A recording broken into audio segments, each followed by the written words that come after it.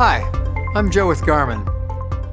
Si vous faites partie des coureurs qui comptent sur la technologie pour améliorer vos performances, vous ne risquez pas d'être déçu par la Forerunner 630. Nous allons parler aujourd'hui de plusieurs nouvelles mesures physiologiques établies à partir des données de vitesse et de fréquence cardiaque. Pour tirer parti de ces fonctionnalités avancées, vous avez besoin d'une ceinture cardio-fréquence-mètre pour mesurer la variabilité de votre fréquence cardiaque. Votre cœur n'est pas aussi régulier qu'un métronome. C'est pourquoi il est nécessaire de tenir compte des variations de votre rythme cardiaque dans nos calculs pour obtenir des mesures physiologiques réellement fiables et pertinentes à votre sujet. Ces légères variations donnent des indications sur la façon dont votre corps répond aux sollicitations physiques. L'estimation du seuil lactique est justement une nouvelle mesure particulièrement intéressante. Le seuil lactique est l'intensité maximale d'effort à partir de laquelle vous commencez à vous fatiguer rapidement. Pour les coureurs bien entraînés, ce seuil survient à environ 90% de leur fréquence cardiaque maximale et à l'allure adoptée pour parcourir une distance comprise entre 10 km et 20 km, semi-marathon.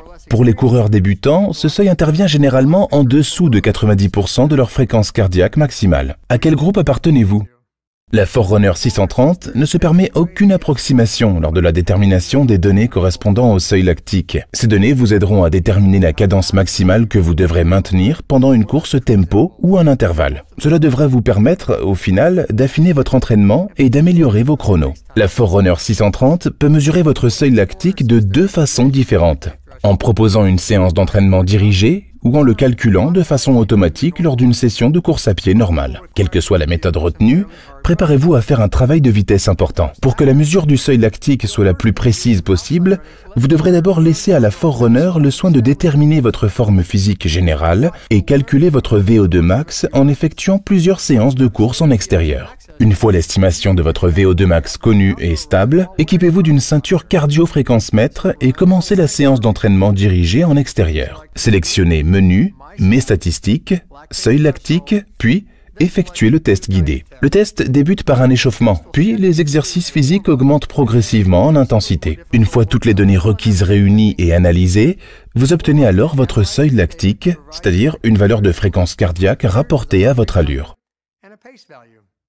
Vous pouvez également vous contenter de courir comme vous le faites normalement. La fonction de détection automatique se chargera alors de calculer votre seuil lactique après avoir recueilli suffisamment d'informations par plage d'allure. Il sera nécessaire de courir à un rythme proche de votre seuil lactique, voire même supérieur à celui-ci. Dès que cette valeur est détectée par la Forerunner, vous pouvez l'appliquer automatiquement aux zones de fréquence cardiaque axées sur le seuil lactique que vous pourrez ensuite affiner.